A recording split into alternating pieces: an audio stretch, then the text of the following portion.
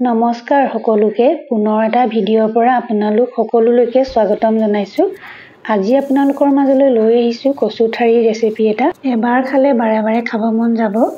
কচু শাকত vitamin C আৰু আইৰণ আছে, সেইকাৰণে মাজে সময়ে কচু শাক খাব লাগে।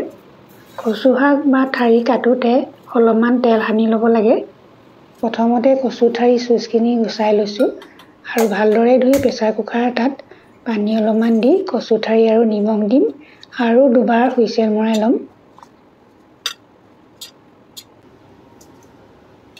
বইল কৰাৰ পাছত পানীখিনি পেলাই দিম। বজাৰৰ কচু শাক হ'লে খজুৱাবও পাৰে, ঘৰৰ কচু শাক হ'লে পানীটো পেলাব নালাগে।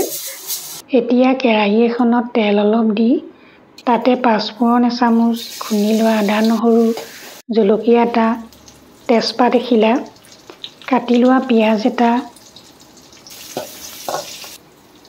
লগতে বিলাহী এটা, হালধি এচামুচ, আন্দাজমতে নিমখ আৰু জিৰা গুৰি এচামুচ দি ভালদৰে ভাজি ল'ম।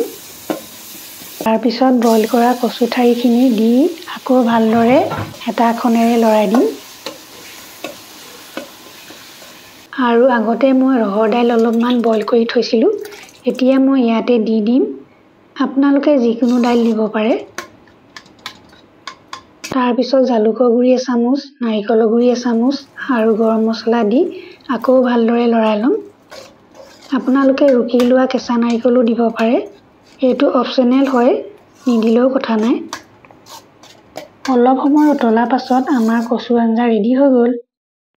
আপোনালোকে বনাই খাই চাব আৰু কমেণ্ট কৰি জনাব কেনেকুৱা পালে।